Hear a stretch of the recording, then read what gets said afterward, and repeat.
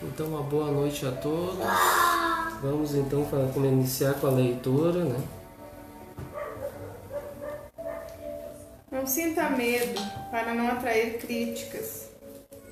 Se tem certa maneira de comportar-se que sabe que está certa, mas os outros julgam errada, não tenha medo. Se tiver, atrairá uma onda de críticas e maledicências. Se não tiver medo, ninguém terá coragem de falar de você. O medo irradia forças negativas que atraem críticas. Se você não teme, paralisa a crítica nos outros, que se sentem tolhidos e dominados por sua força mental e positiva. Então vamos fazer a nossa prece inicial. Vamos então rogar a Deus nesse momento, com a sua permissão, para mais um encontro de estudos desta noite. Rogamos a presença dos nossos familiares e amigos que estejam conosco, tutelados por nosso Pai Francisco, nosso patrono espiritual, que nos abençoe, nos ilumine a todos, encarnados e desencarnados, presentes nesta noite. E te pedimos, Senhor, humildemente, que possamos aqui ser humildes instrumentos para ter um bom entendimento, facilitar o melhor possível esses conteúdos da doutrina, para que todos nós possamos ter um bom entendimento. Que nossos mentores amigos estejam conosco, e que tenhamos um clima de paz, de harmonia, não só aqui dentro, no ambiente externo, a todos os irmãos que vão participar conosco. E assim, então, damos início às nossas atividades da noite. Que assim seja. Assim seja. Então, a gente está estudando, novamente, a gente está estudando esse livro, Introdução ao Estudo Reflexivo da Doutrina Espírita. É um contributo, né, para quem tiver interesse lá da Federação Espírita do Mato Grosso. É um estudo bem reflexivo, né, para conhecer as obras, refletir bem. Aí tem os títulos, aí a gente pesquisa, dentro dos títulos a gente pesquisa aqui neste livro nas obras básicas, no Evangelho de Jesus e nas obras idôneas. Esse livro ele tem uma proposta também de fazer a prece, né, que a gente faz inicial, e a gente tem uma reflexão inicial também e final, né, nesses estudos. Então a gente procura fazer porque faz parte do estudo, né, e é bom, né, essa reflexão, essa meditação sobre o conteúdo, né. Então a gente vai fazer ela agora. Convidamos a todos, então vamos fechar os olhos. Vamos refletir sobre a imortalidade em nossas vidas, meditando sobre a imortalidade. Entre em contato com você mesmo em essência, buscando sentir-se profundamente. Busque se sentir como um espírito imortal.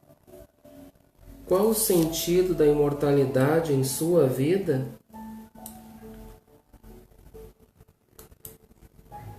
Que implicações existem em sua vida a partir da imortalidade? Deixe os seus pensamentos e sentimentos fluírem, evitando qualquer mascaramento, num processo de auto-engano. Seja verdadeiro ou verdadeira com você, analisando-se com autenticidade.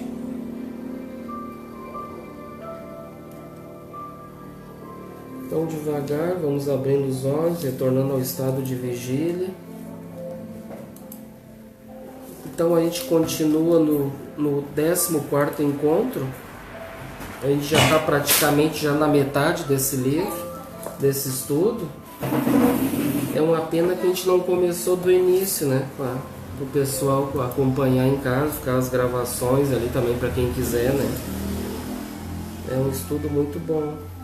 Mas então a gente continua ele, vai fazendo ele, porque todos os assuntos, né, são importantes. Então a gente parou no 14º significado da imortalidade em minha vida, a segunda parte. E a gente estava estudando a escala espírita, né? A escala espírita. Então a gente já viu a terceira ordem, que são os espíritos imperfeitos, né? Dentro dessa terceira ordem tem 10 classes, né? 10 classes dentro dessa terceira ordem de espíritos impuros. E depois tem a segunda ordem, os bons espíritos. Que aí os bons espíritos já está dividido em menos, né? Menos classe. Que aí os bons espíritos, a segunda ordem tem, a gente já estudou na questão 108 do Livro dos Espíritos, os espíritos benévolos.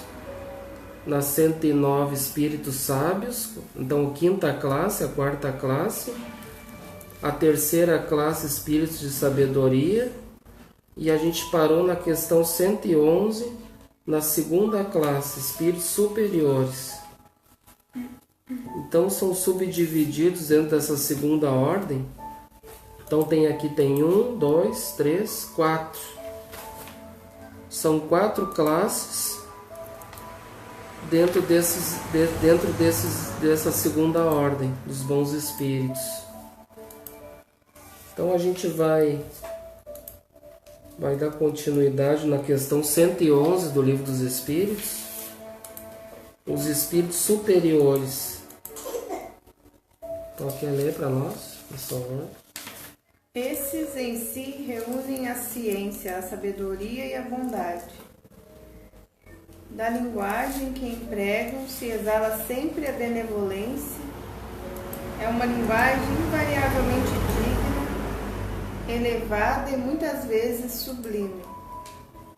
Sua superioridade os torna mais aptos do que os outros a nos darem noções exatas sobre as coisas do mundo incorpóreo, dentro dos limites do que é permitido ao homem saber.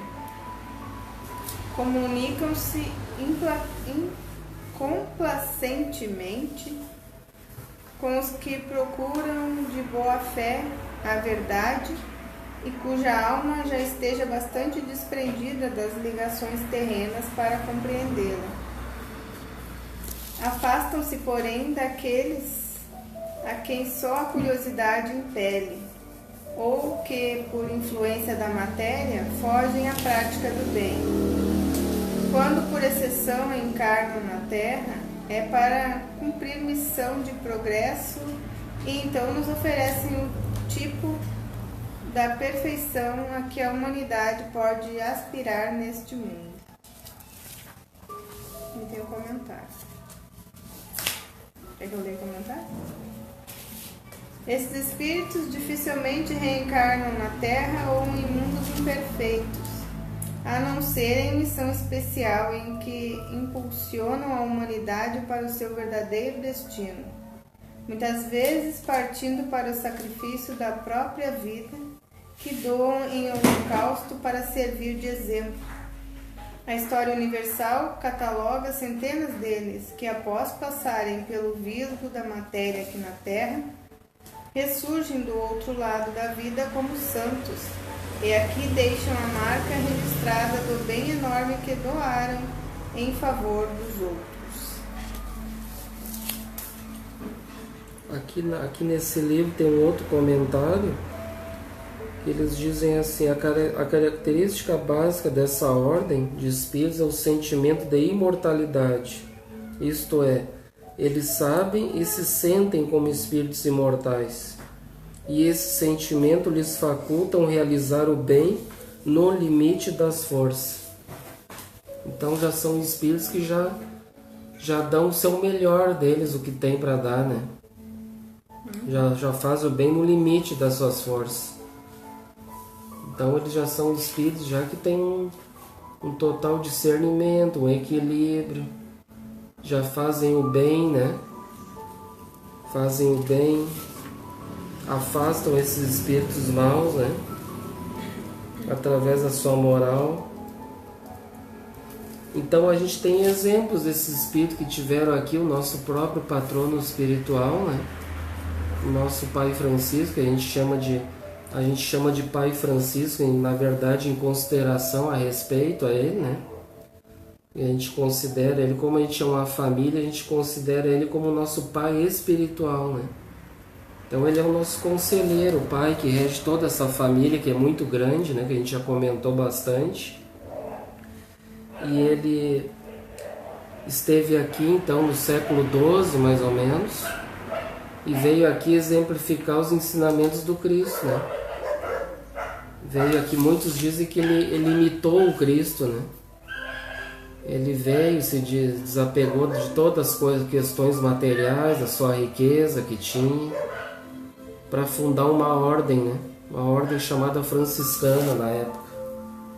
E nessa ordem tinha em torno de 200 mil espíritos, mais ou menos, dentro dessa ordem. E hoje a gente pode dizer, quem vai dizer que não, eles estão todos espalhados por aí hoje, né? Claro, muitos daqueles 200 mil que estavam com ele, muitos se perderam, né? A gente sabe disso. E a gente sabe que por a gente estar na doutrina espírita, a gente fez muitos erros no passado. Muito provável que a gente não aceitou o convite, a proposta. E aí hoje novamente estamos aqui, né? E vejo que esses espíritos não nos abandonam, né? Ou seja, a gente teve uma ligação com eles, provavelmente, mas mesmo assim, mesmo a gente não aceitando, eles continuaram sendo nossos amigos, né? Muitos deles que se destacaram, aqueles que ficaram fielmente junto com ele, né? Hoje, muito provável que estão à frente da doutrina espírita, muitos deles desencarnados, né? Estão como mentores, né? Estão liderando as casas espíritas aí no plano espiritual. E aqueles de nós encarnados que ainda tem muito que aprender, né? Tem muito que se melhorar ainda, porque não teve muita dificuldade, né? Não conseguiu desapegar das questões materiais, dos vícios ainda, né? Que eram muitos. E aí então se perderam, né? E hoje estamos aí para novamente aceitar essa proposta, né? Que tanto tempo Jesus já tinha nos convidado, a gente não aceitou, depois veio Francisco, também muita gente não aceitou, e hoje novamente a doutrina espírita é um novo convite, né? Um novo convite para que a gente possa aprender os ensinamentos de Jesus à luz da doutrina espírita, né? Que é uma doutrina já, uma fé raciocinada, uma doutrina que já tem uma clareza espiritual, né? De entendimento que antes muitos de nós a gente não tinha, né? Kardec facilitou para nós os estudos, né, do Evangelho, os ensinamentos que Jesus nos trouxe, ele veio nos facilitar, né? E falando de Kardec, o próprio mestre Lyonês também, ele também foi um espírito superior, né? E podemos dizer que ele, inclusive a diferença entre ele e aqueles que assinaram lá, né, a doutrina espírita, junto com ele os prolegômenos, né? Lá no Livro dos Espíritos tem os prolegômenos, a palavrinha meio complicada, né? Mas na verdade prolegômenos é a mesma coisa que o prefácio. Então no prefácio ali assinam esses espíritos superiores. Achei que era um secador de legumes. Que participaram dessa codificação, né? Então tem vários espíritos ali, né? É bom a gente ler para ver. O próprio Pai Francisco, né? Lá ele assina como João Evangelista, né? Ele trabalha bastante no Evangelho segundo o Espiritismo, tem mensagem dele. E tem outros espíritos, né? A gente vê lá nas obras, lá tem vários espíritos. Tem Emmanuel, tem Joana de Ângeles. Então todos esses espíritos são espíritos superiores. E Kardec, podemos dizer que Kardec teve essa missão, vamos dizer que ele era o espírito mais elevado, que tinha mais condições dentro daquele grupo para poder vir, né, e fazer essa codificação da doutrina espírita. E ele mesmo até pergunta para Jesus, que Jesus o espírito de verdade ficava 15 minutos por mês com ele, né? para tirar as dúvidas, fazer algum esclarecimento. E ele mesmo fez a pergunta, mas e se eu falhar, né? Eu posso falhar na minha missão? Ele pode, né? Pode. E aí o Cristo diz, Deus não confia apenas a um homem uma tarefa, né? Uma missão. Ele nunca fica só uma pessoa. Então tem outras pessoas, se aquele não assumir, vai ter outro que vai assumir, né? Então tinha outros espíritos preparados, encarnados junto daquele grupo com Kardec ali. Vamos dizer que o mais próximo dele ali, que tinha um grande conhecimento também, e fez bastante obras ali, foi Leon Denis, né? Que também era muito provável que ele era o bem preparado para assumir a tarefa, né? Continuar a codificação, ele tinha condição para isso. Então são espíritos superiores, né? Muitos espíritos que vieram com missões, né? A gente sabe que com missões ainda com um M minúsculo, né? Que uma grande missão, daí seria uma missão com um M maiúsculo, seria uma missão de um espírito crístico, né? Mas já são missões já de um grande patamar, né? Também, né? Importante, né? Para a humanidade, né? Missões importantes. E que estão sujeitos a ainda falhar, né? O próprio Pai Francisco, ele poderia ter falhado na sua missão quando ele já reencarnou rico, ali o seu pai era, né, fabricante ali vendia tecidos, era muito rico, muito poderoso em Assis. E ele, quando era jovem, ele gastava o dinheiro do pai, né? Lá em bordéis, lá em bares e coisa com os amigos, né? Ele poderia ter se desviado, né? Mas aí, por intermédio do próprio Cristo que veio e avisou ele, olha, tu tem uma missão, uma tarefa aí comigo, né? Aí então ele acordou, despertou e foi, né? Foi para sua missão. E no início ainda ele achou que ele tinha pedido para reconstruir a igreja, né? E aí então ele estava lá juntando pedra para construir a igreja de São Damião, tá? Arrecadando, pedindo pedra lá, né? Só que na verdade depois ele foi entender que não era esse o sentido, não, o espírito da lei de construir a igreja de pedra, né? Na verdade era construir uma igreja, né? A igreja do Cristo, a igreja interna, na verdade, né? Do sentimento, né? Da pureza espiritual, né? Construir a sua igreja, né? Nos corações, né? Fazer com que desperte o Cristo nos corações de aqueles muitos que estavam lá perdidos, né? E aí ele entendeu. E aí então muitos espíritos daqueles aceitaram, né? Ficaram junto ali com ele, outros recuaram, né? Outros fugiram da tarefa. E podemos dizer que até hoje não tem pessoas que fogem da tarefa espírita. Olha, eu particularmente, né, pouco tempo que eu estou na doutrina, eu já vi muita gente já desistir das suas tarefas, né? E a gente tem que entender que na verdade a gente não trabalha pela casa espírita, né? Por causa da casa espírita. Muitos, mas eu trabalho por causa do Ederson, do fulano, do ciclano. Não trabalho por causa de pessoas, né? Que são falhas como todos, né? Que temos defeitos, temos vícios, ninguém é perfeito. Ou então por causa da casa espírita. Na verdade a gente tem que trabalhar pela causa espírita, né? Botar na mente, olha, se não deu certo numa casa espírita, não se adequou àquele trabalho, ou aquelas pessoas, tem outras casas espíritas, né? Tem tantas casas espíritas que a pessoa não pode desistir, né? E a gente vê, assim, infelizmente, muitos irmãos desistem, né? Eu, particularmente, eu já tive vários problemas, assim, comigo mesmo, em casa, mas não desisti, né? Não desisti, segui em frente. E todos nós a gente tem, né? Na nossa vida, altos e baixos, né? E muitas vezes a gente tem o tal do melindre, que a gente já comentou, que as pessoas se afetam muito, e que na verdade é o termômetro do orgulho, né? Quando serve o chapéu, a gente se ofende, eu não quero mais, né? E aí então a gente vai aprendendo com tudo isso, né? Vai aprendendo e vai se fortalecendo na tarefa, né?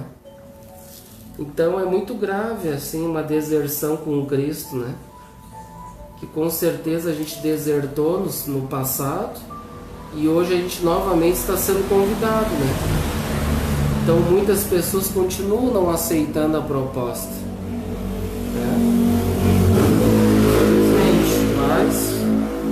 depois vai ter graves consequências com a sua consciência, né? Porque ninguém cai na doutrina de paraquedas, como a gente comenta, por acaso, não existe um acaso. A pessoa vem porque tem aquele compromisso, né? Consciencial, com a sua consciência, com aquilo que foi programado, preparado, né? Então, mesmo aqui a gente está vendo espíritos superiores, né?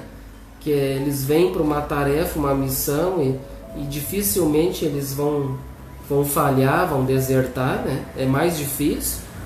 A gente também vem com as nossas tarefas, né? Com as nossas missões com M minúsculo.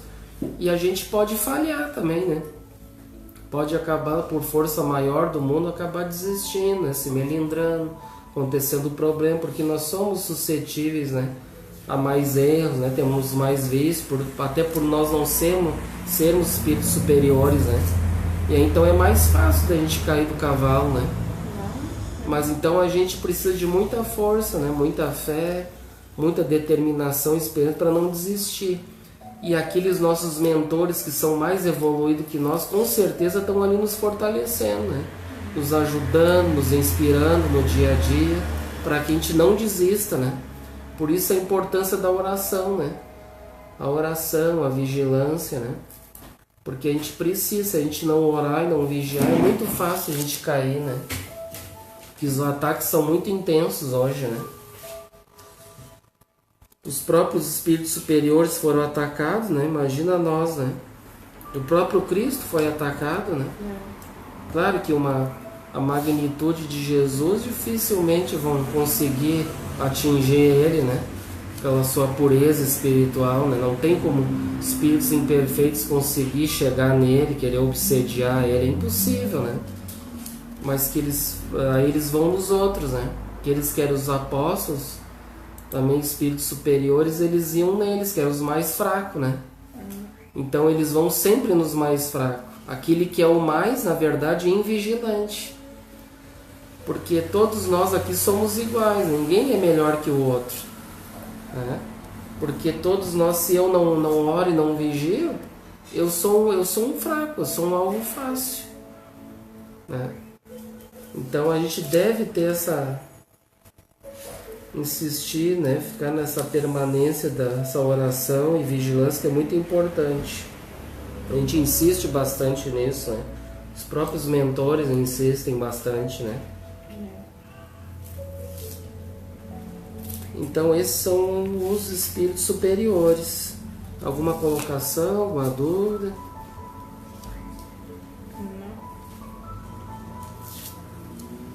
Então vamos agora para a primeira ordem, né? Espíritos puros agora.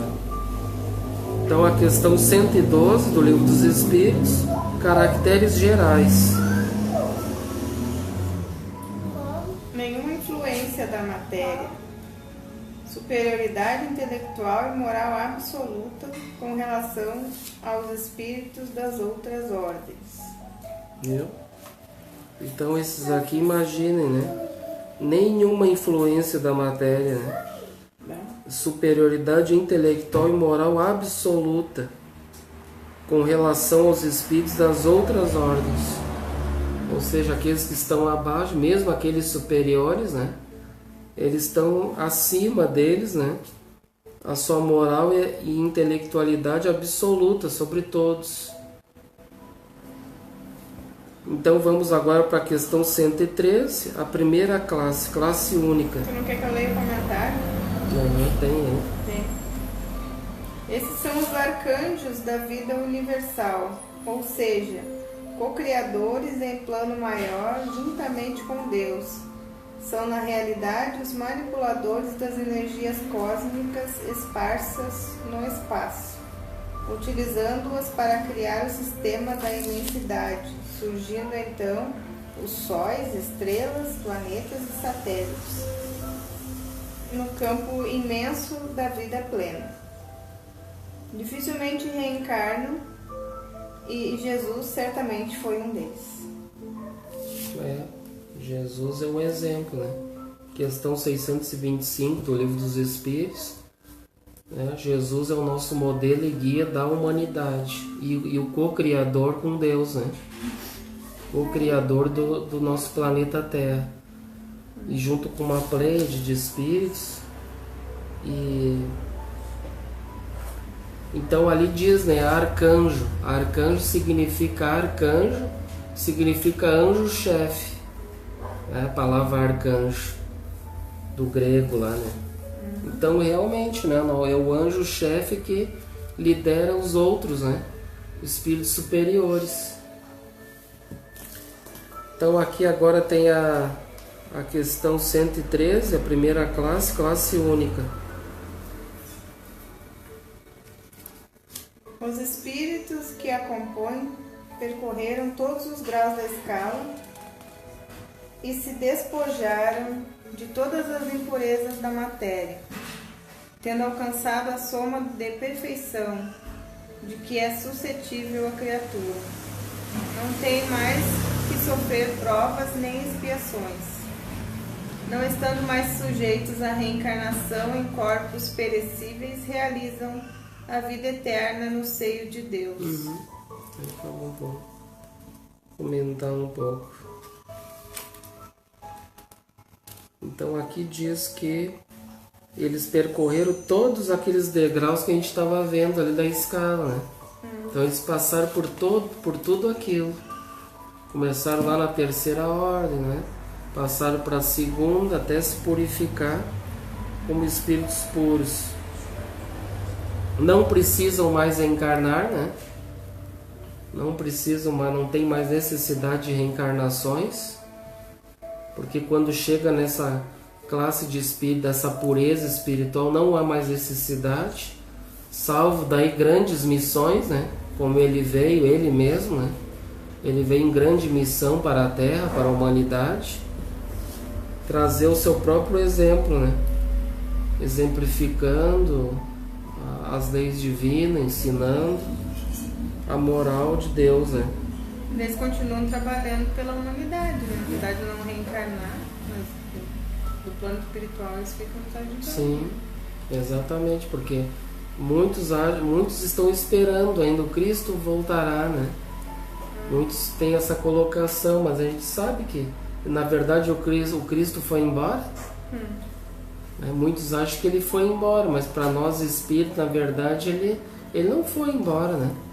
Ele continua exatamente no mundo espiritual, né? Liderando essa espiritualidade, e ele como governador do nosso planeta Terra, que ele foi, ou seja, ele foi o co-criador do nosso planeta. Por que co-criador, né? Se ele criasse o planeta Terra, ele seria Deus, né? E Deus só há um. Então a gente diz co-criador, né? Aquele que co-cria daquilo que Deus criou. Porque daquilo que Deus criou, que nós estávamos estudando lá na Gênesis de Kardec, os fluidos, né? Fluido cósmico universal. Então ele transforma, manipula esses fluidos para constituir os vários tipos de matérias, né? Para constituir o nosso orbe terrestre. Então veja a missão que tem esse espírito, né, que trabalha. Ele mesmo diz no Evangelho que meu pai trabalha todos os dias e ele também trabalha, né? Ou seja, ele está sempre trabalhando. E no mundo espiritual ele trabalha muito mais, né? Que encarnado, né? Sim. Que dentro de um corpo físico a gente sabe que tem aquela limitação, né? Ele não tem aquela liberdade, né, para sair voando e se irradiar por tudo que é lugar, né? E aí então ele fica limitado ali, né? E aí ele veio então como diz no Evangelho, ele foi o verbo encarnado, né? Ou seja, o verbo divino, né? Veio trazer a palavra de Deus. Que na verdade a gente fala Evangelho de Jesus, mas na verdade é Evangelho de Deus, né? Porque ele traz a palavra divina, né? As suas leis, seus ensinamentos. Todo o Evangelho, o Novo e Velho Testamento, né? É os ensinamentos divinos, né? Então aqui vamos continuar. Gozam de inalterável felicidade, porque não se acham submetidos às necessidades nem às vicissitudes da vida material. Essa felicidade, porém, não é a ociosidade monótona a transcorrer em perpétua contemplação. Eles são os mensageiros e os ministros de Deus, cujas ordens executam para a manutenção da harmonia universal. comandam a todos os espíritos que lhes são inferiores, auxiliam-nos na obra de seu aperfeiçoamento e lhes designam as suas missões. Assistir os homens nas suas aflições, concitá-los ao bem ou à expiação das faltas que os conservem distanciados da suprema felicidade, constitui para eles ocupação gratíssima.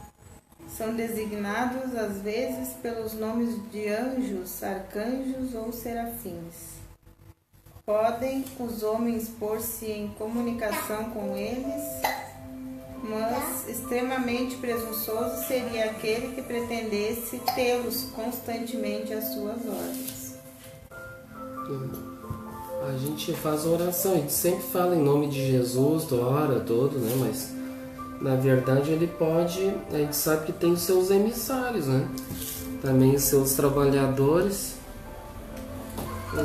Aquilo que a gente comenta, eles se dividem, né? Existe uma hierarquia no mundo espiritual, como a gente está vendo aqui nessas classes, né? Ou seja, então ele lidera todos os demais e tem aqueles outros que, digamos assim, que fazem os trabalhos também para com ele, né? Junto com ele. Então ele divide em grupos, né? Digamos assim, né? Então aqui tem aqueles de confiança dele, né?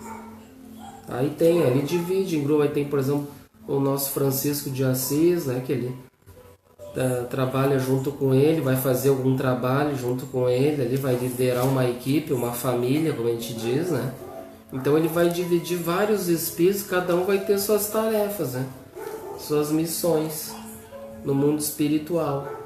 E quando, se não por sinal, também quando eles reencarnam, né? Uma missão de auxiliar a humanidade, né? De fazer com que a humanidade evolua, né?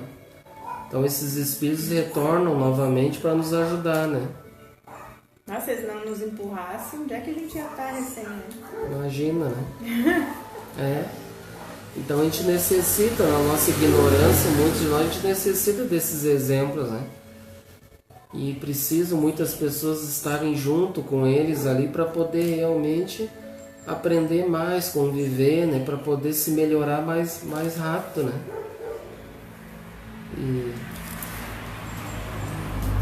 Tem um comentário. Os espíritos constantes dessa primeira classe não podem ser avaliados pela mente humana, muito restrita em matéria de conhecimento para pelo menos sonhar como seria a vida desses arquitetos do universo de Deus. Sabemos apenas que vivem junto do Criador, assessorando e transmitindo para as classes mais baixas as ordens e emanações fluídicas do Todo-Poderoso, que é Deus.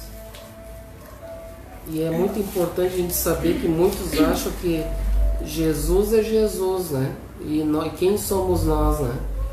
E a gente aprende na doutrina que a gente não pode pensar dessa maneira, porque por isso que a gente está estudando essa escala, que é para nós sair dessa inferioridade que a gente ainda é, desses vícios que a gente tem do orgulho, do egoísmo, né? Para sair dessa terceira ordem e começar a subir na escala, né? E o objetivo de todos nós um dia é chegar com a pureza espiritual, né? Esse que é o objetivo de todos nós.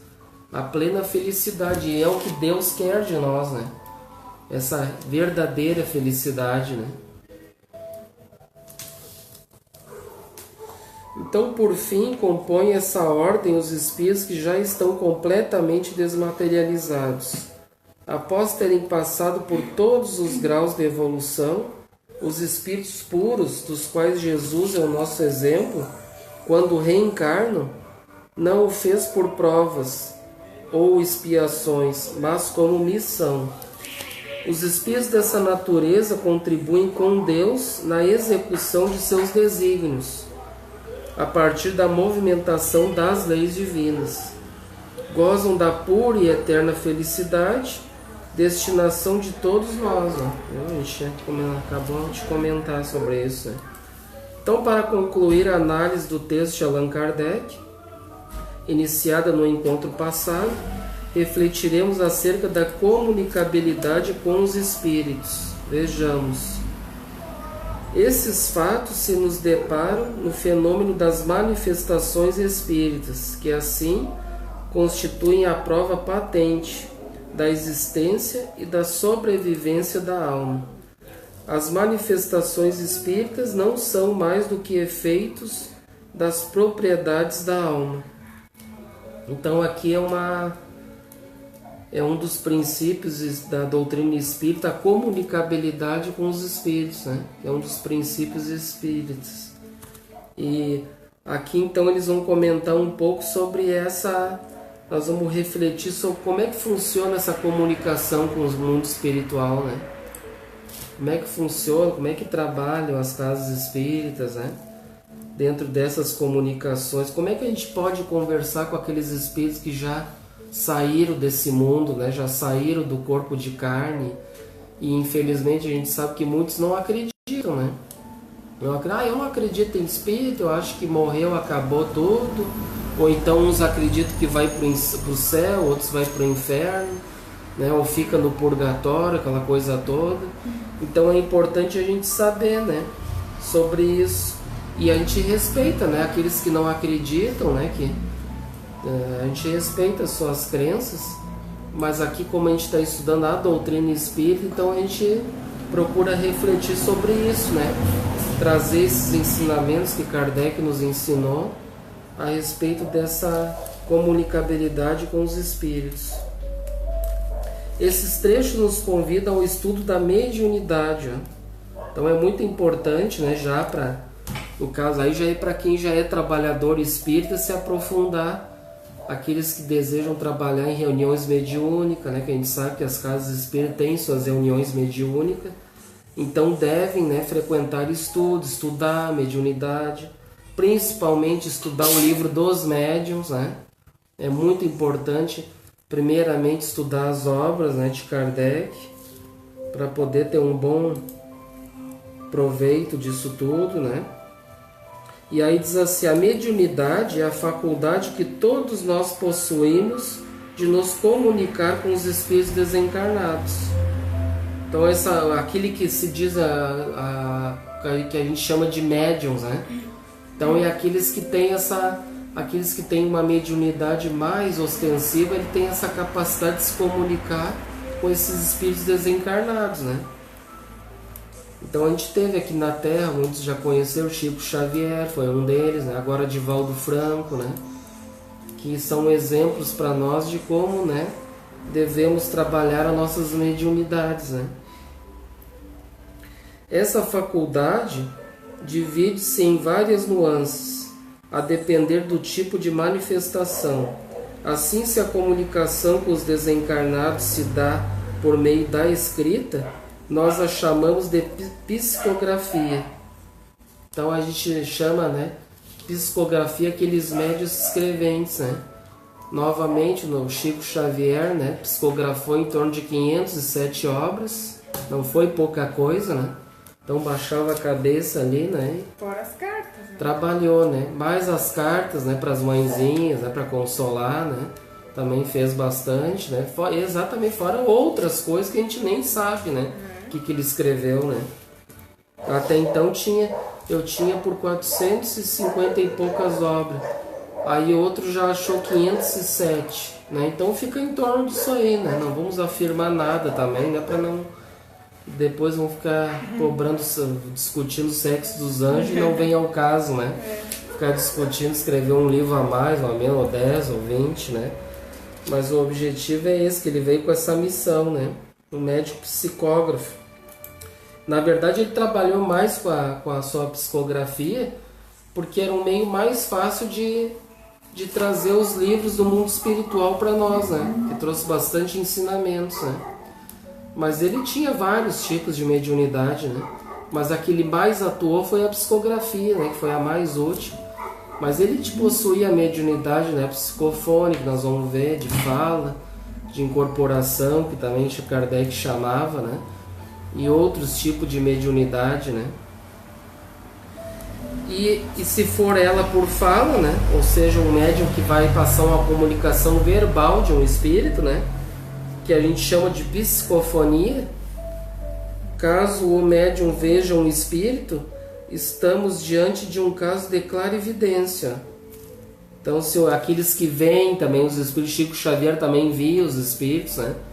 Divaldo Franco, ele chegava a confundir, não sabia se era encarnado ou desencarnado, né? Eles enxergavam nitidamente, né? O perispírito daqueles que estavam desencarnados, como eles desencarnaram, né?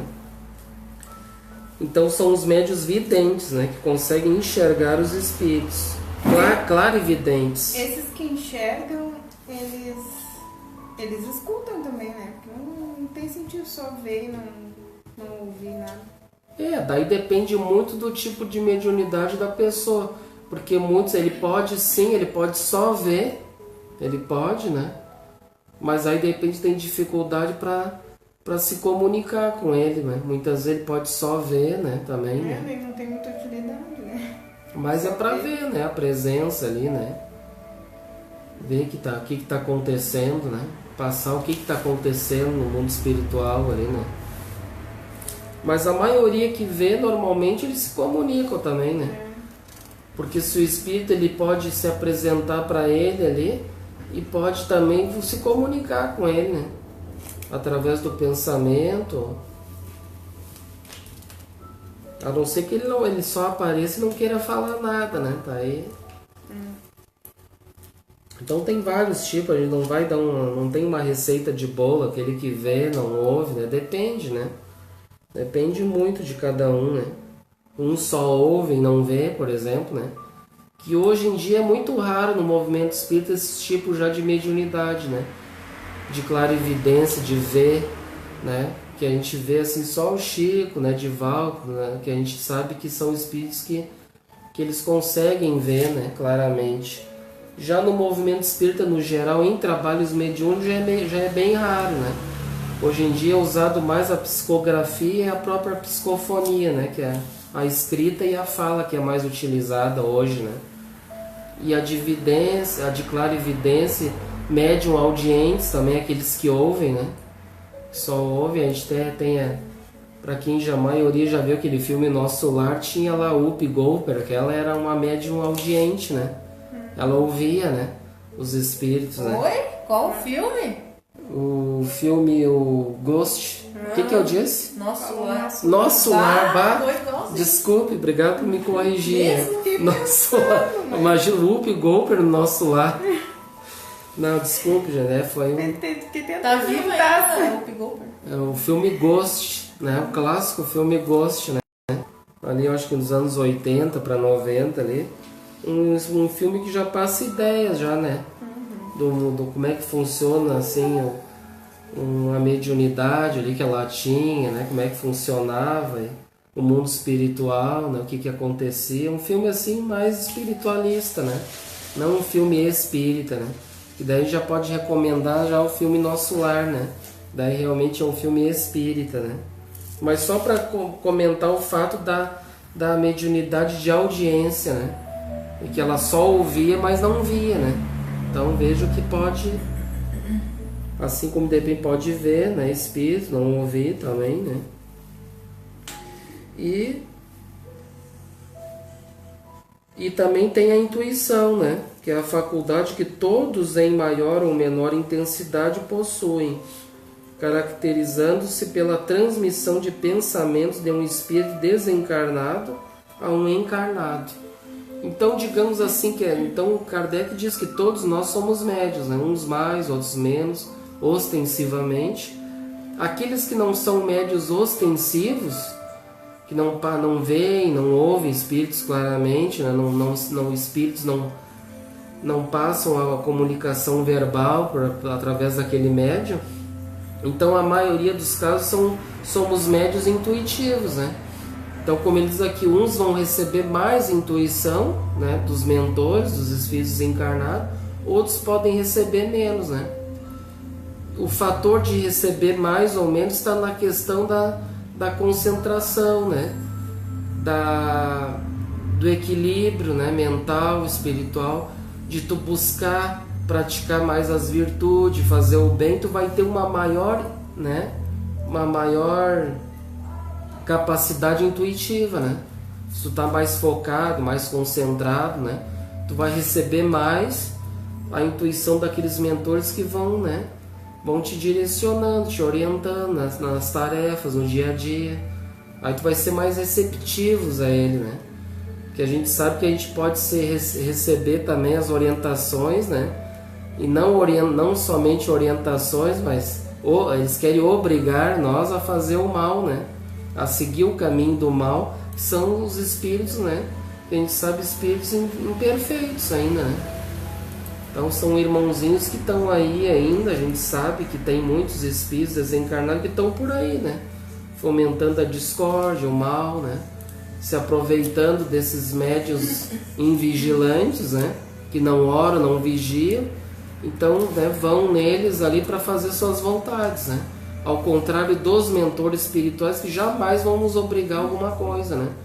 Eles vão nos orientar, nos inspirar ao bom, ao belo, né? Jamais vão nos obrigar. Aquele que diz, mas eu tenho um espírito superior comigo que ele manda eu fazer as coisas. Manda, aí tem coisa errada. Se ele manda, então a gente já dá para saber que não é um espírito superior, né? Não é um benfeitor. O fato de obrigar, né? Eles vão nos sugestionar, né? Nos orientar. Meu irmão, tu deve seguir por aqui, né? Tu deve fazer isso, aquilo, tu deve, né? Diferente de tu... Não, tu tem que fazer, né? É uma imposição, né? Tu vai fazer isso aí porque eu tô mandando, né? Então tem pessoas que agasalham a orientação as falas, né? Os pensamentos desses irmãos e realmente muitas vezes agasalhando o pensamento deles, entram em processos graves obsessivos, né? A gente já comentou sobre isso, né? Lá no livro dos médiuns tem sobre esses processos obsessivos, né? Um processo de obsessão simples, né? E não tem nada de simples, né? É só o nome, que é por aí que começa as sugestões, né? E ele vai agasalhando, passa para o processo de fascinação, e aí então, dando sequência, né? Se continuar o processo de qual é o outro? Simples, fascinação e subjugação, né? Então aí o espírito pode chegar a um ponto de ser subjugado, ou seja, realmente fazer tudo o que o espírito quer ali, né? Ser um fantoche nas mãos dele, né? Então são processos muito graves. E vamos ver onde é que eu parei aqui, na intuitiva. Não é possível mensurar os graus de mediunidade, tendo em vista que esta varia de espírito a espírito. Uns a têm mais desenvolvida, enquanto outros a percebem de forma menos expressiva. Então, como a gente já comentou, né? Uns têm mais ostensivamente, outros não, né? A título de introdução do assunto, vamos examinar o que o codificador diz em O Livro dos Médiuns. Ó. Então vamos conhecer uma outra obra, O Livro dos Médiuns, de Allan Kardec. Né? É a segunda obra da codificação, no capítulo 14. O título dos Médiuns, item 159. Então vamos lá, vamos pegar o Livro dos Médiuns. Livro dos Médiuns. 159. É o capítulo 14, né, dos Médiuns, achou? Item 159. Toda pessoa que sente em um grau qualquer a influência dos espíritos, por isso mesmo é médium. Esta faculdade é inerente ao homem e, por consequência, não é privilégio exclusivo. Também são poucos nos quais não se encontram alguns rudimentos dela. Pode-se, pois, dizer que todo mundo é mais ou menos médium. Todavia, usualmente, esta qualificação não se aplica senão àqueles nos quais a faculdade medianímica está nitidamente caracterizada e se traduz por efeitos patentes de uma certa intensidade, o que depende, pois, de um organismo mais ou menos sensível. De outra parte, deve-se anotar que esta faculdade não se revela em todos do mesmo modo. Os médiums têm geralmente uma aptidão para tal ou tal ordem de fenômenos, o que lhes resulta tantas variedades quantas sejam as espécies de manifestações. As principais são os médiums de efeitos físicos, os médiums sensitivos ou impressionáveis, os audientes, os falantes, videntes, sonâmbulos, curadores, pneumatógrafos, escreventes ou psicógrafos. Então aqui tem vários tipos de mediunidade, né? Como a gente comentou hoje, a gente utiliza mais a psicografia e a psicofonia, né? O médium escrevente ou falante, que são as mais utilizadas. Já os efeitos médium de efeito físico já é mais raro, né? Tinha mais os trabalhos mediúnicos no tempo de Kardec, ali no tempo ainda no início, ali no tempo do Chico, também tinha bastante trabalho de, né, mediunidade de efeitos físicos. Tem os médios sensitivos, né, que médios sensitivos são aqueles que já têm uma sensibilidade, e vamos dizer que por aí que começa a coisa, né? A pessoa começa a sentir, né, as vibrações, né? E aí que começa o seu desenvolvimento da sua mediunidade, né?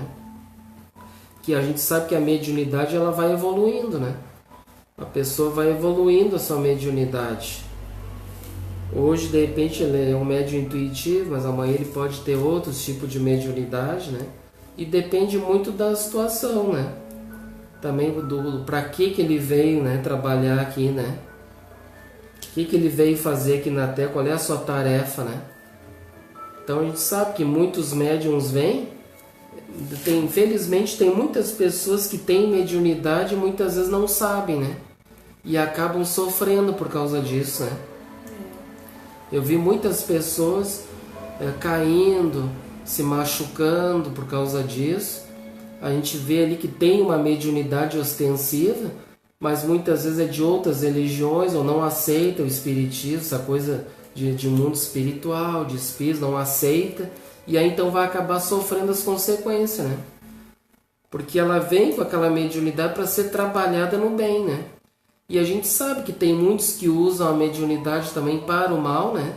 Ganhar dinheiro. E vamos dizer que a mediunidade, na verdade, ela é neutra, ou seja, a mediunidade pode ser utilizada tanto para o mal quanto para o bem, né? Ela é neutra. Então eu que vou escolher o tipo de trabalho que eu vou realizar, né? Se eu vou trabalhar junto com os benfeitores, né? Com os malfeitores. Ainda isso aí cabe a nós decidir, escolher, né?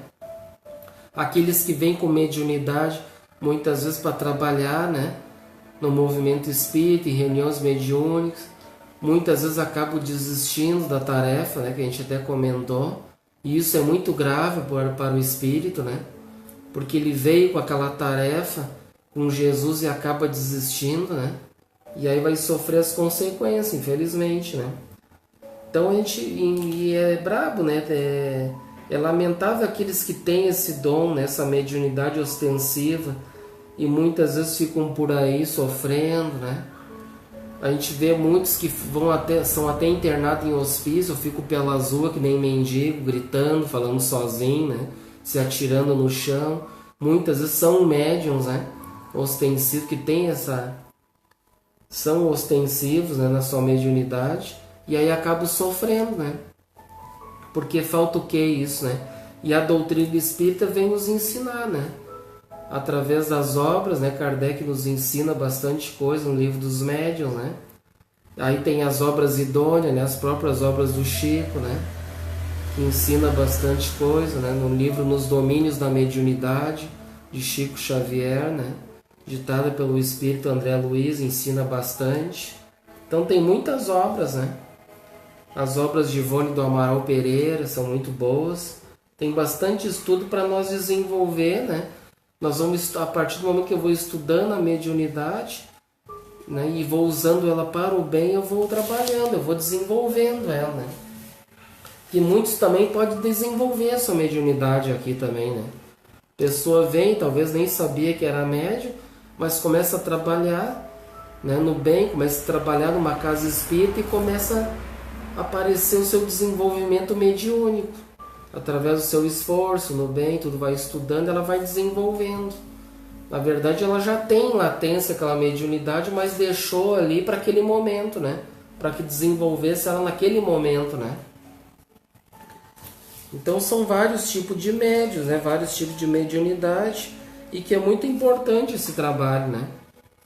Porque esse trabalho que a gente comenta bastante, mas o que faz esse trabalho de reunião mediúnica que a gente comentou, né? Na verdade, são um trabalho, hoje, a gente trabalha mais para auxiliar esses espíritos desencarnados, né? Que vêm, que estão numa situação difícil no mundo espiritual, que estão perdidos por aí, né? Então são trazidos para essas reuniões mediúnicas através dos espíritos benfeitores, são trazidos para essas reuniões para que a gente possa conversar com eles, orientar, que eles já não estão mais aqui nesse mundo, né, de carne, né, nesse mundo terrestre.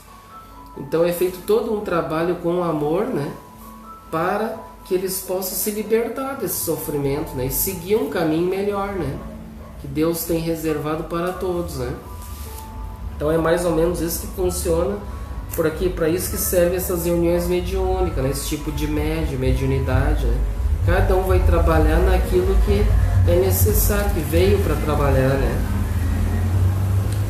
Nesse mistério, cabe-nos a reflexão de que a mediunidade é a ponte de elevação para o médium, que busca desenvolvê-la com base nos parâmetros virtuosos. Né? Então, esses são os parâmetros, desenvolver através das virtudes, né? Que Jesus nos ensina. Se somos todos médiums,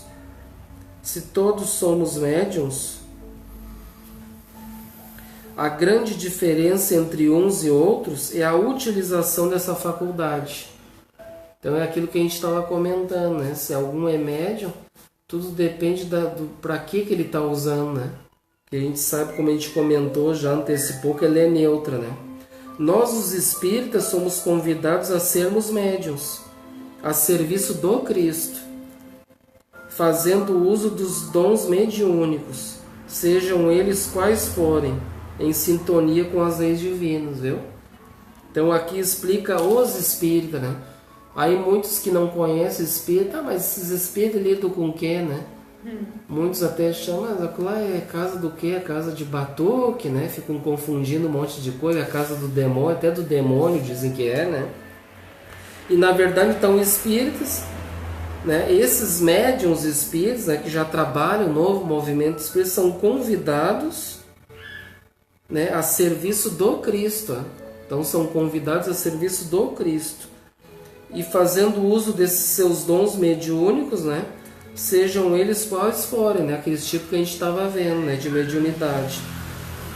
Desde que eles estejam em sintonia também, né, fazendo os esforços, praticando os ensinamentos de Jesus. E que a gente diz que as obras básicas de Kardec, né, para quem não conhece, o Pentateuco Kardeciano, né, que muitas pessoas não conhecem, que são as obras básicas, Kardec está ali facilitando tudo aquilo que Jesus nos ensinou, né? Está facilitando tudo aquilo que ele veio aqui, que mostrou, que muitas pessoas não entenderam, né? Que foi escrito em outras palavras. Então está tudo ali explicado, né? E o próprio Evangelho, lá no tempo de Jesus, no Velho Testamento, também tem muita mediunidade ali, né? Tem vários tipos de mediunidade, né? Muitos médiuns tinham naquela época, né? O próprio Cristo era podemos dizer que é um médium de Deus, né? Um médium divino, né? Que veio realizar os prodígios, as curas, né? E um monte de prodígios que realizou aqui entre nós. Então esse que é o fator principal dos espíritas médiuns, né? E aí, claro, a gente comentou que tem médiuns em outros setores, né? Mas vamos nos adentrar mais dentro da doutrina espírita, que é o que a gente está estudando, né? E se alguém tiver alguma dúvida, alguma colocação, aí pode colocar também, né? Ou colocar algum comentário, alguma coisa, alguma dúvida que tiver, né? A gente transmite ao vivo aí, é para a pessoa também que tiver em dúvida, pode fazer suas perguntas, né? Então vamos retornar para o livro dos Médiuns, no capítulo 20 agora.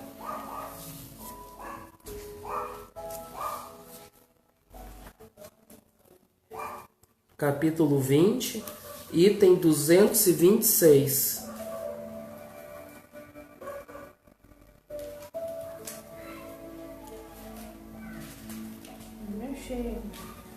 Tem um amigo que desenvolveu uma mediunidade de prevenção em sonhos. E a cada dia que mais estuda, mais aprende. Qual é que é o nome da pessoa? Mateus. O Mateus. Cada dia que mais estuda, mais aprende. Contudo, cada vez mais as forças negativas agem contra. Então, uma boa noite ao nosso irmão, aqueles que estão participando aí, sintam-se todos abraçados. É importante essas participações. Então, nosso irmão que não está presente hoje, né? Ele fez aqui, vou ler novamente, ó. Tem um amigo que desenvolveu a mediunidade de previsão em sonhos. E a cada dia que mais estuda, mais aprende. Contudo, cada vez mais, as forças negativas agem contra. A gente sabe que, até eu comentei com ele, as forças das trevas estão muito intensas, né? Ou seja, então, como a gente está dizendo aqui, a gente deve usar essa mediunidade para o bem, né? Trabalhando junto com o Cristo que nos convidou para as tarefas, né? E aí praticar as virtudes cristãs, né? Se eu não fazer esforços no bem, não praticar as virtudes, e eu, por exemplo, eu tenho uma mediunidade ostensiva, com certeza eu sou um alvo fácil, né? A esses espíritos desencarnados que vão se utilizar da minha mediunidade para querer me arrastar para o mal, né? E aí entra aquilo que a gente comentou, entram os processos obsessivos, né? Então esse teu amigo aí que tem esse tipo de mediunidade, que essas mediunidades através dos sonhos, então são essas pessoas que a gente sabe que enquanto a gente dorme, na verdade dorme o corpo físico, né? Mas é um momento que o espírito ele sai do corpo, né? E tem uma liberdade ali naquele momento em que o corpo está dormindo, né? E aí então o que acontece? Ele vai ter experiências no mundo espiritual. E muitas dessas pessoas, elas trazem, quando voltam para o corpo de carne, elas trazem essas experiências. Né? Trazem essas experiências. Muitos de nós a gente sonha e esquece. Mas muitos têm essa faculdade que não esquece. E aí então relata o que aconteceu, né? E como ele diz ali, ele tem essas previsões, né, em sonhos. Ou seja, então ele é um médium também, um médium vidente. Clarividente é aquele que vê os espíritos que a gente viu, né? E aqui não comentou de médium vidente. Então esse médium vidente, ele vai ter essas experiências no mundo espiritual e vai ter essas visões do futuro, que é uma faculdade muito rara, né? Poucos médiuns tinham essas visões do futuro. Nosso próprio pai Francisco, ele tinha, né? Lá, como João Evangelista, ele já escreveu o Apocalipse, que foi uma visão do futuro, uma previsão do futuro, né? O Apocalipse, e que é o último livro do Evangelho, né? Então lá ele explica tudo o que está acontecendo nos dias de hoje, desde lá naquela época que ele viveu com Jesus, né? Há 2000 anos atrás, ele teve aqui essa vidência e escreveu, né, no livro Apocalipse, né? E teve visões, claro que essas visões ele teve com o próprio Cristo, né? O próprio Cristo que mostrou a ele também, né, com a sua permissão, para que ele escrevesse no Evangelho esse Apocalipse, né? E que muitos dizem, né, que o Apocalipse que é o final do mundo, que o mundo vai acabar, e que é toda uma simbologia que tem ali que tem que ser decifrada, né? E que na luz da doutrina espírita a gente consegue ter um entendimento desses símbolos, né? Graças à doutrina espírita. Então é muito raro esses médicos que têm essas vidências, né? De prever o futuro, o que vai acontecer. Alguns muitas vezes passam por experiência e se lembram de alguma coisa, muitas vezes serve para avisar alguém, né? Que vai acontecer algum perigo, né? Muitas vezes um perigo de morte, alguma coisa. Então eles preveem aquilo, né? Para que a pessoa muitas vezes sirva de aviso, ó, cuida aí que vai acontecer alguma coisa, né? Então é muito raro esse tipo de mediunidade, mas tem, né? Aqueles que conseguem fazer essas previsões, né? Claro que não uma previsão de longo alcance, que nem essa que a gente está falando do Francisco de Assis, né? Que há 2000 anos ele preveu lá os dias de hoje, imagina, né? Ele vai ter uma visão conforme o seu alcance, conforme a sua evolução espiritual, né? Então ele vai ter uma visão, né? De alguns dias, de algumas horas, né? Quem sabe, né? Mas é muito raro esse tipo de mediunidade. E ele deve, para não sofrer essas forças negativas, não, com certeza todos os médios vão sofrer, né? As influências negativas, né? Porque não basta eu ser espírita, eu oro, vigio, mas né, eu sou imune, né? Não, todos nós vamos sofrer os ataques, né? Todos nós vamos sofrer, todos os tipos de médio vai sofrer. Mas aí entra, né? A gente tem aquilo como né, fazendo sempre essa oração, essa vigilância a todo momento para que essa energia não caia sobre nós, né? Porque nós vamos criar esse nosso campo protetor para nos proteger contra essas energias, né? E muito provável se ele, por exemplo, é uma pessoa que não pratica as virtudes, né? Não está em alguma igreja, praticando os ensinamentos para o bem dele, para o próximo, com certeza aí ele vai ter mais dificuldades, né? E pode cair nas garras desses espíritos malfeitores também, que vão se utilizar dele para coisas más, né? Aí entra a oração e a vigilância. E na doutrina espírita a gente se aprofunda, estuda bastante sobre isso, né? A gente já estudou, né?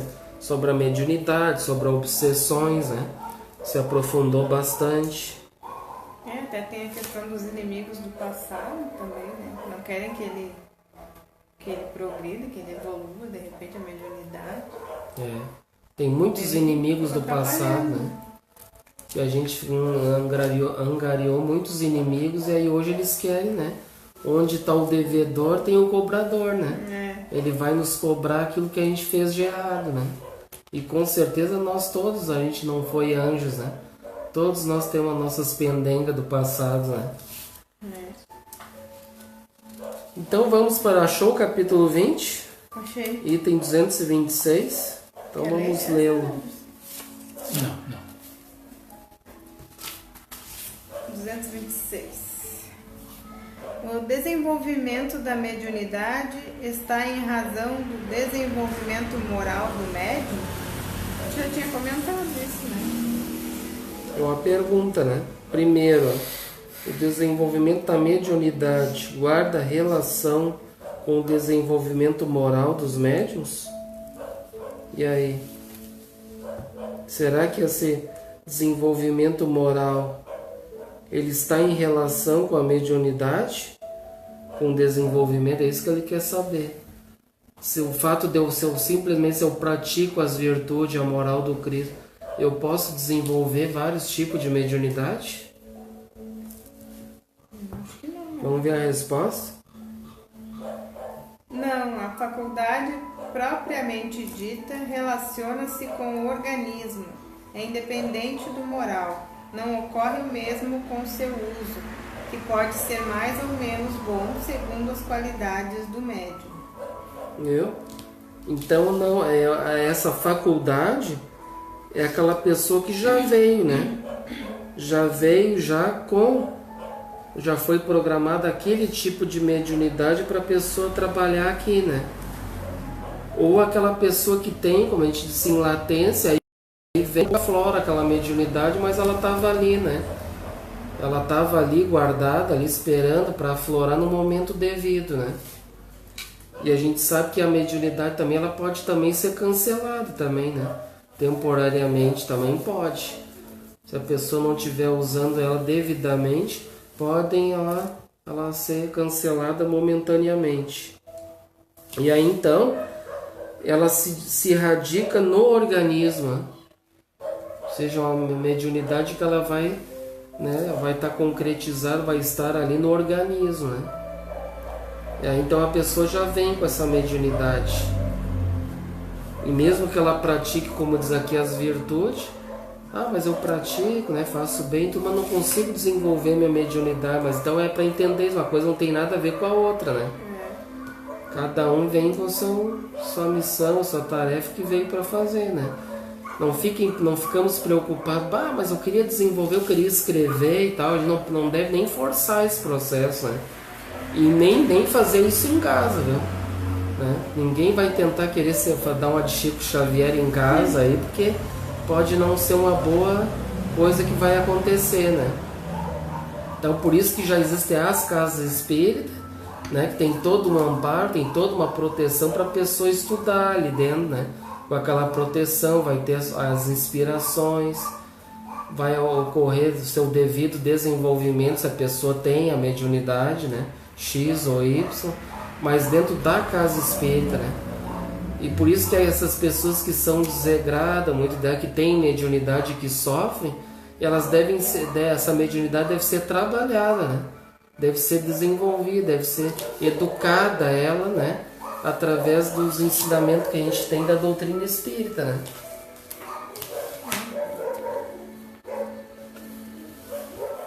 Então é isso, né? Então agora tem um outro. Vamos pro 9 agora. Então tu leu o primeiro, né? Vai lá pro 9 agora.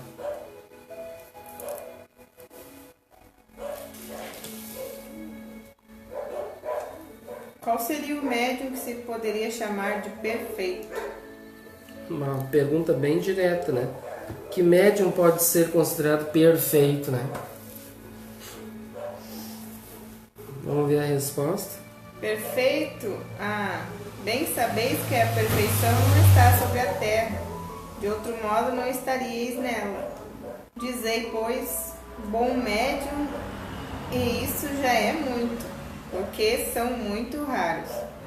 O médium perfeito seria aquele ao qual os maus espíritos não tivessem jamais ousado fazer uma tentativa para enganá-lo. O melhor é aquele que, não simpatizando senão com os bons espíritos, foi enganado o menos frequentemente.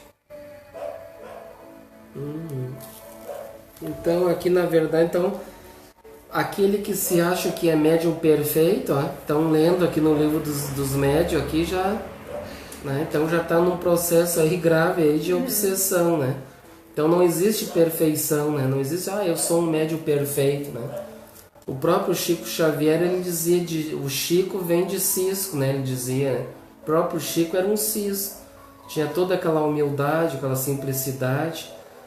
Muitas vezes queriam dar presentes a ele recusava todos os presentes, né? Ele pegava ali os presentes e dava para outra pessoa que estava precisando, nunca ficou com nada, nunca ganhou nem um centavo da sua mediunidade, né? Doou todos os livros lá para a Federação Espírita Brasileira, né? E nunca ficou com nem um centavo, nada, né?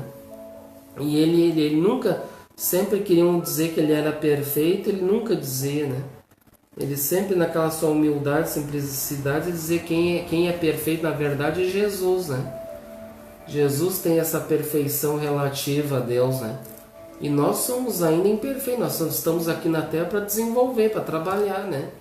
Por isso que estamos aqui suscetíveis, estamos aqui reencarnando e muitas vezes na Terra para aprender, né? Então estamos muito longe da perfeição, né? Podemos dizer sim, né, que realmente o fulano de tal é um bom médium, faz um bom trabalho, né? Isso podemos dizer que pode ser até um incentivo para ele, cara, tu, né, uma pessoa, um homem, uma mulher, tá fazendo um bom trabalho, que bom, continue assim, né? E é bom a gente incentivar, né? Mas não querer, né, vangloriar, dizer que é o melhor, né, de todos. Ou muitas vezes quando ele começa a se achar que é o melhor, já entra em processos obsessivos, né? Muitos deles já acham que estão com espíritos superiores ali do lado, estão enganando eles, né? E eles estão achando que são os máximos, né? Então estão num ledo engano, né? E vão sofrer as consequências, né? Então não existe essa perfeição, né? Todos nós estamos aqui, na verdade, somos perfectíveis, né? Somos sujeitos a erros. Vamos para o 11º? Então do 9º pulou para o 11º.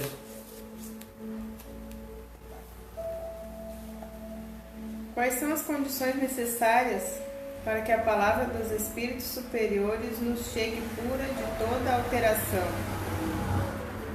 É uma boa pergunta, né? Quais as condições necessárias para que a palavra dos espíritos superiores nos chegue isenta de qualquer alteração? E aí o que a gente aprende na doutrina? A gente aprendeu alguma coisa, né? Quais são as condições para que a gente tenha uma boa mensagem, né? De bons espíritos, né? Que a gente possa ter boas orientações. O que é necessário? Uma boa sintonia? Sintonia, né? Esforço no bem, né? Esteja se esforçando. Vamos ver a resposta? Querer o bem, enxotar o egoísmo e o orgulho. As duas coisas são necessárias. Viu só? Então o desejo predominante de querer o bem. Então quando a pessoa quer o bem dela e o do próximo, primeiro o nosso bem em primeiro lugar, né? Que muitos ainda acham que fazer o bem é fazer o bem para os outros, né? E é um ledo engano, que a gente tem que fazer primeiro para nós, né? Brilhar primeiro a nossa luz, né? Não fazer brilhar a luz do outro, né? E aí então ter o desejo desse bem. E aí tendo o desejo desse bem, fazer todos os esforços e apontar todas as armas, como diz Emmanuel lá no Evangelho segundo o Espiritismo, né? Que eu não me lembro qual é que é o capítulo, mas lá ele fala sobre o egoísmo, né? E aí ele diz que nós devemos apontar todas as armas simbolicamente, né? Usar todas as forças contra o egoísmo e o orgulho, né? Que são as duas maiores chagas da humanidade. E hoje a gente está sofrendo todos esses perrengues que a gente está vendo aí por causa dessas duas chagas, né? Por que muitas vezes tem as dificuldades em todos os setores, né? Em todos os setores a gente vê dificuldades.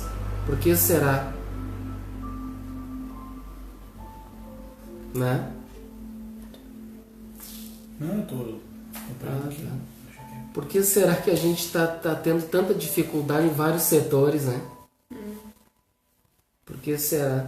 Porque enquanto nós tivermos o orgulho e o egoísmo, nós vamos sofrer as dificuldades, né? E aí aquele médium que se diz perfeito, muitas vezes ele é orgulhoso, ele é egoísta, né? Ele é vaidoso, né? Ele é vaidoso no sentido de que ele se acha que ele é o melhor. Aí muitos vão querer conversar com ele e tudo. Ai, meu irmão, né? Não desce desse pedestal que não é por aí, né? A gente tem muito que aprender, todos nós somos imperfeitos ainda, né?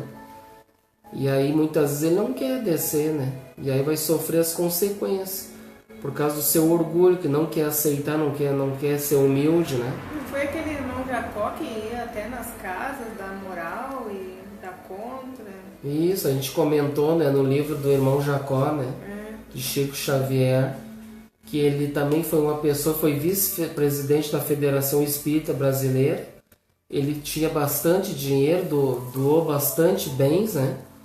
A cesta base, fez bastante coisa material, mas não fez o bem para ele, né? Aí chegou no mundo espiritual totalmente opaco, sem luz, né? Morando de favor na casa da filha, até a filha que não era espírita estava numa condição muito melhor do que ele. Então veja a importância de a gente fazer o bem para nós em primeiro lugar, né? Porque a gente tem muito como a gente fez muitas coisas erradas no passado, então muitos de nós vêm para o movimento espírita e quer ver tudo que está errado e quer fazer tudo, né? Quer ajudar, quer fazer, quer acontecer, mas não é por aí, né?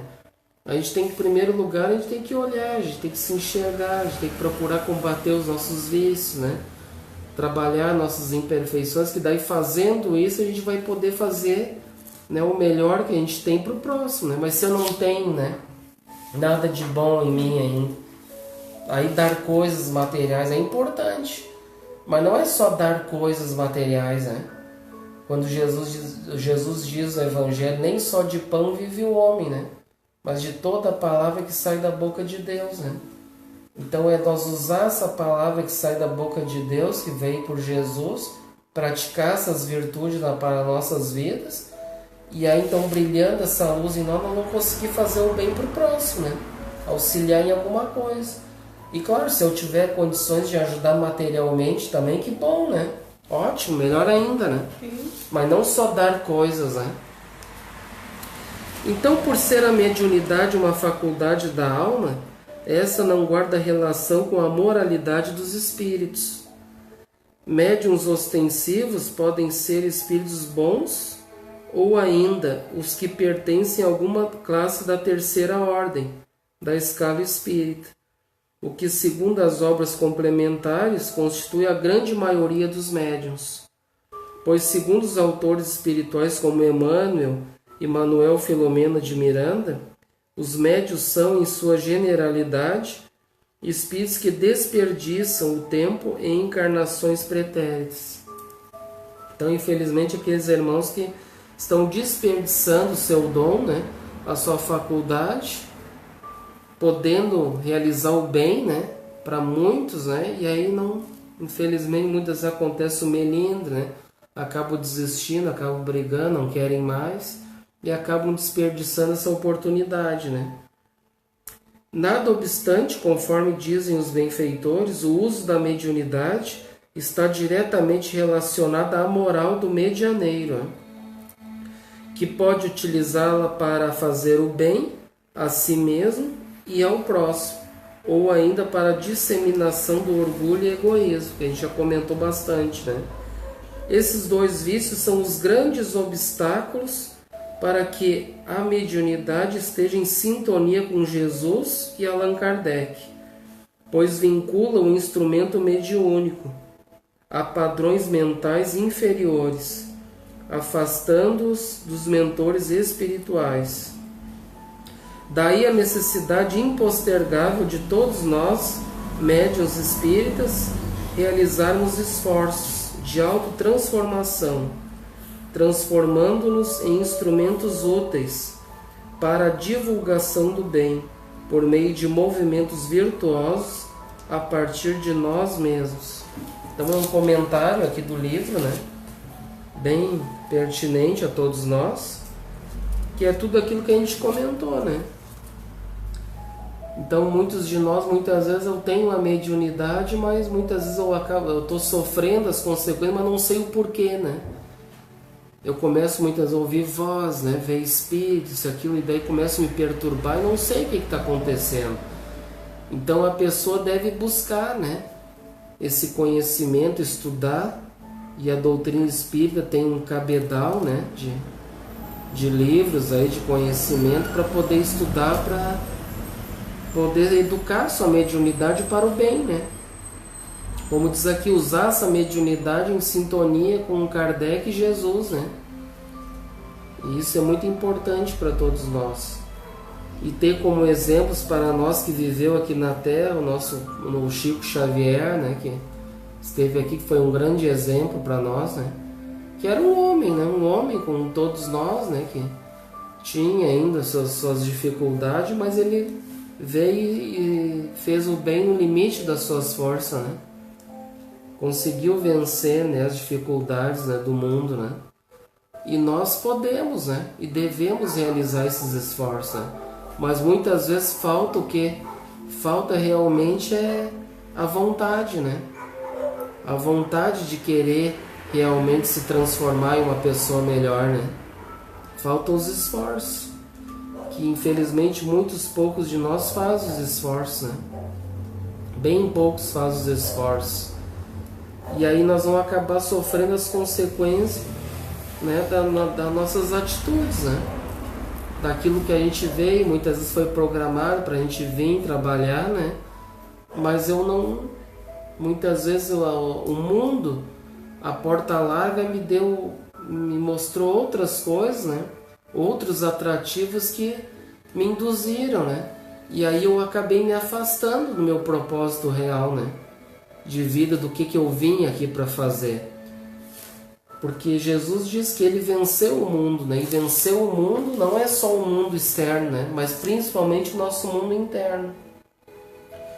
Porque a gente sabe que existem as influências, né? Os atrativos do mundo. Mas existe também, nós somos espíritos livres, né? Nós temos o livre-arbítrio e através dos esforços eu posso exercitar a virtude do discernimento, né? Eu posso escolher o caminho que eu quero. Eu posso sim realmente ser forte, fazer os esforços e não querer as facilidades do mundo. Porque o que o mundo mostra para nós hoje, infelizmente, é isso que a gente está vendo, né? Dificuldade em todas as áreas, né? No campo social, político, dentro do campo profissional, no campo educacional, né? Dentro das próprias instituições espíritas, a gente vê também muitas dificuldades, muitos irmãos que acabam infelizmente desistindo, né? Das suas tarefas, dos seus trabalhos, e a gente deve orar muito por esses irmãos, né? Porque isso vai ter uma consequência muito grave, né? Por essas escolhas, né? Porque toda escolha, tudo aquilo que eu optar, que eu realizar, vai ter uma consequência, né? Que aí entra a lei de ação e reação, né? Toda ação vai ter uma reação, né? Daquela minha atitude, daquilo que eu acabei escolhendo para minha vida, e vou acabar respondendo por isso, né? Através das leis que estão nas nossas consciências, né? Porque o tribunal, na verdade, muitos acham que está no céu, não é em algum lugar, né? Mas está nas nossas consciências, né? Então é isso, gente, por hoje. Eu agradeço então a presença de todos aí, tá? Sinto-se todos abraçados aí, o pessoal do Facebook. Depois eu já vou passar esse vídeo também para o nosso canal no YouTube, né? Que está abreviado lá, Associação Espírita Cristã, está abreviado AEC, né? Francisco de Assis. Entram lá, por favor, por gentileza, se inscrevam, né? Compartilhem, né? Toquem no sininho lá para receber os vídeos, né? Então se inscrevam lá, né, gente, para a gente divulgar mais a doutrina, né? Esse trabalho que a gente faz com devoção, com carinho, sem personalismo, a divulgar, né? O trabalho, as obras. Aqui a gente se coloca apenas como humildes instrumentos, né? Para divulgar esse trabalho, né? Que não é nosso, né? Que é dos espíritos superiores, né? Então a gente concluiu esse 14º encontro, tá, gente? O significado da imortalidade em minha vida, parte 2. O próximo encontro, né? Fica um convite para a próxima quinta-feira. O 15º encontro nós vamos estudar o significado das leis de liberdade, de responsabilidade e causa e efeito em minha vida. Então nós já vamos se aprofundar, vamos entrar dentro dessas leis, o que cabe essas leis para nossas vidas, né? Então são 1, 2, 3, são 3 leis, né? Que nós vamos estudar. Então é isso, gente. Vamos então fazer a nossa avaliação reflexiva. Vamos fechar os olhos. Entre em contato com você mesmo ou você mesma em essência, buscando sentir o conteúdo estudado neste encontro. Avalie-se de forma autêntica, evitando o auto-engano. Do conteúdo estudado, o que você entendeu que se aplica à sua vida? O conteúdo estudado mudou a forma como você entende a imortalidade, especialmente no que diz respeito ao progresso dos espíritos e à mediunidade?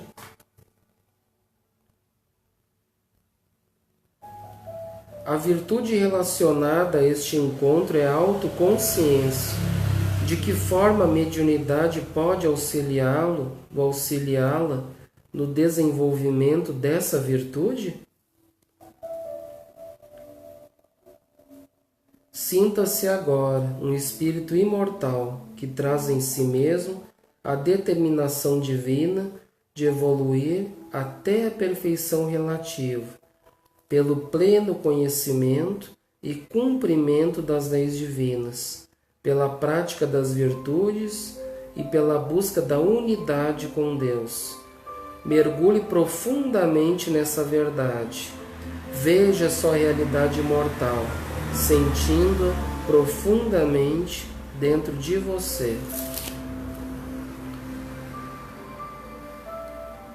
Então, depois dessa avaliação reflexiva, essa meditação do conteúdo estudado, vamos então agradecer a Deus, nosso Pai de infinito amor e bondade, por mais essa oportunidade de estarmos aqui, aprendendo um pouco à luz da doutrina espírita, os ensinamentos de Kardec, de Jesus para as nossas vidas, que possamos, Senhor, nos tornarmos pessoas melhores, ao qual aqui chegamos, fazendo destes ensinamentos uma prática para as nossas vidas, de virtudes que o Mestre nos ensinou, e que possamos cada vez mais evoluir e crescer em direção ao nosso Pai, a plena felicidade que é o desejo dele para todos nós. Muito obrigado a todos presentes, encarnados e desencarnados, a todos da web, do Facebook, abençoe e ilumine a todos, e tenhamos todos uma boa noite, e que assim seja. Que assim seja.